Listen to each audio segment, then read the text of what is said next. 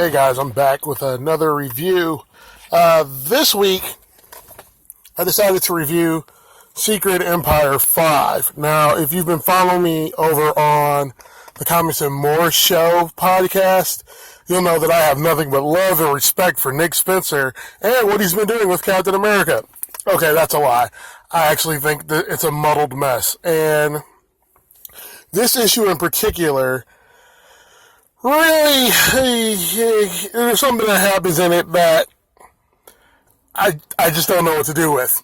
So, back in Civil War II, Hawkeye, the guy you see on the cover, took it upon himself to kill Bruce Banner, aka the Incredible Hulk. Bruce Banner hadn't turned into the Hulk for a really long time. I guess the Hulk power had been transferred over to Amadeus Cho, who's the totally awesome Hulk. But, yeah, Bruce was dead, for all intents and purposes. He's been dead since Civil War II.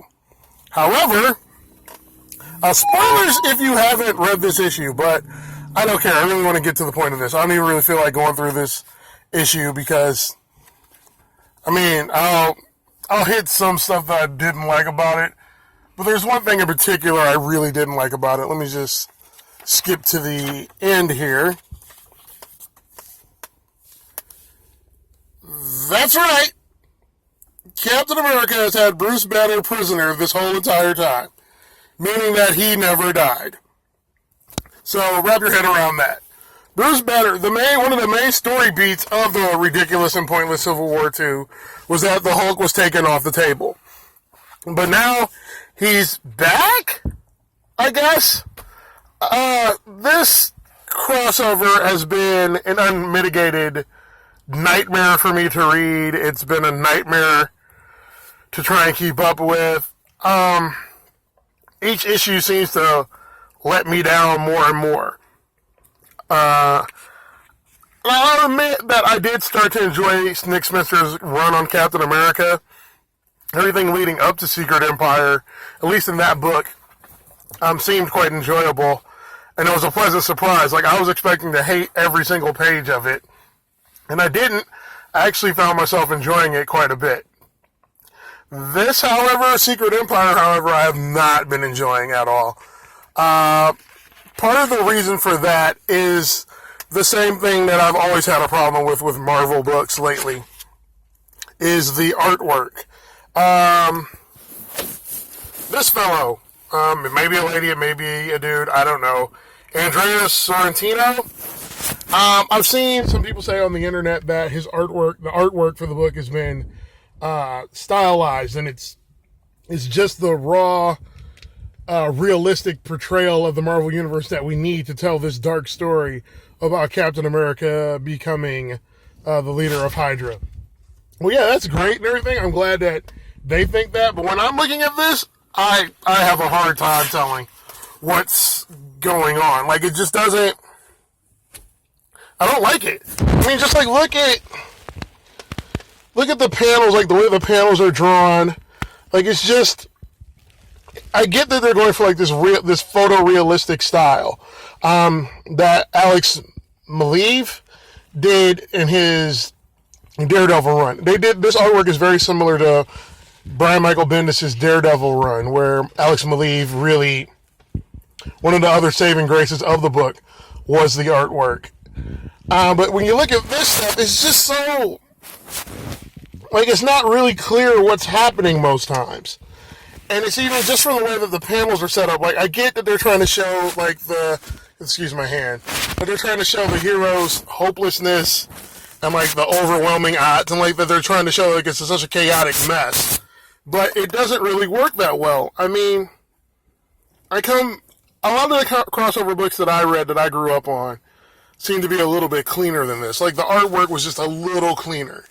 And when I say cleaner, I mean it's easier to follow. Like, take a look at, not to pick on anybody, but I have a copy of Action Comics number 982. It's part 4 of the revenge arc that's going on in Action Comics, where all of Superman's big villains have come and they're going to stomp a mud hole in them and walk it dry. Now, look at the artwork. Now, you look at the artwork on Secret Empire, right? This is an action sequence. So you should be able to kind of tell what's going on. But I can't tell what's going on. And this is not just me being funny. It's just like, it just seems like one thing after another. I just can't wrap my head around what's happening in this book.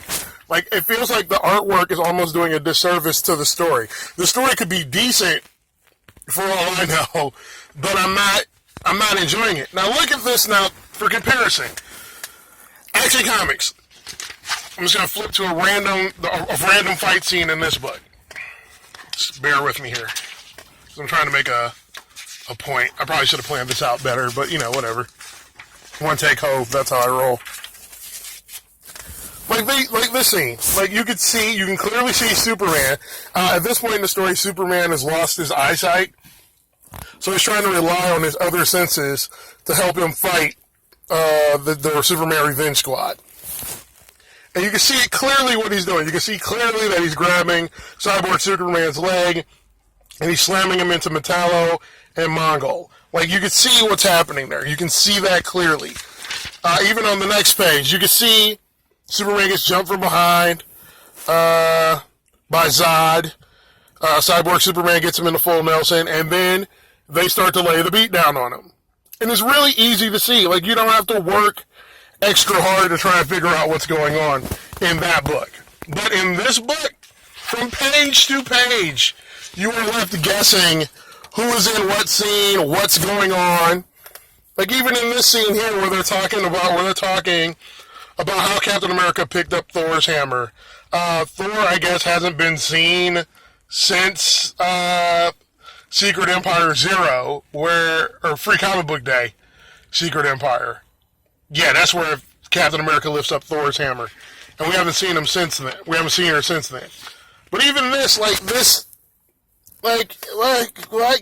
okay, so Captain America's talking to Beast. I guess that's Beast. And he's walking up to pick up the hammer, and he's all like, dude, I can pick this hammer up again. And he's like, nah, I don't need to pick up the hammer. And he rolls out. Like, look how muddled this is. Like, it's just so muddled. It feels like a muddled story, and I guess that's what they're trying to, the point of the story is that it's supposed to be a muddled tale of grays, and, like, I don't need muddled. I need artwork that I can understand. Like, even this with Thor, like, it feels off. It just feels like there's something off with this, and I've been trying really hard to, like, stay with this book, because Marvel has claimed that I won't have to deal with another crossover for a while, but I don't believe them. So, even as I'm reading this, like, I don't even know what's going on, like, who are these people? Like, I know that's Mockingbird, I know that's Ant-Man, I guess, and Iron Man, or Internet Iron Man in his old school Iron Man suit.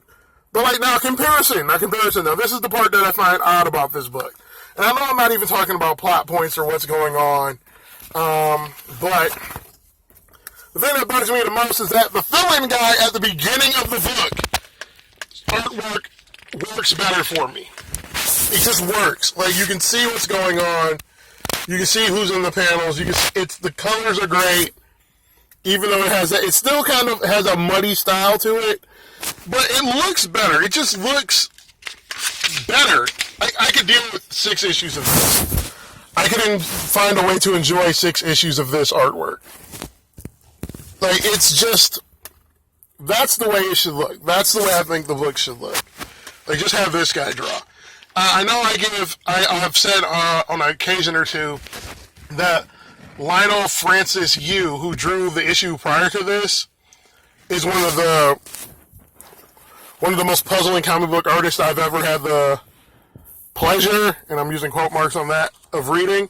But yeah, this Andrea dude, just stop, please. No more. Like, this is just making me not want to care about this book. But at this point, I'm 5 issues in, so I gotta see it to the end. Now, the thing that, back to my original point of this book, the Hulk not being dead. Like, you would figure, because as big of a Hulk fan as I am, that I'd be happy that the Hulk isn't dead. But I'm not happy. I'm actually frustrated.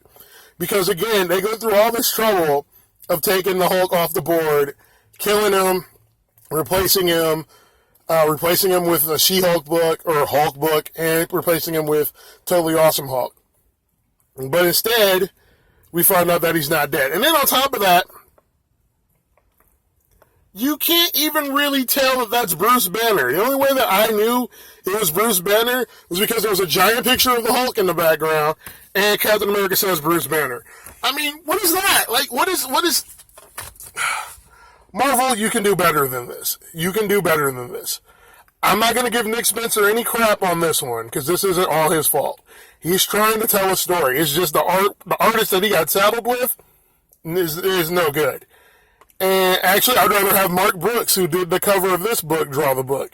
Anybody else draw the book. Even Lionel Francis Yu, who... Okay, wait, I won't go that far. But... I'm just really getting tired of Marvel disappointing me. And more I'm starting to buy more DC books than I am Marvel books. And I used to be a Marvel... And I'm still, to my core, a Marvel guy. I've respect DC. Like, I don't crap on DC like as hard as some Marvel fanboys do, but I'm starting to see DC is actually better.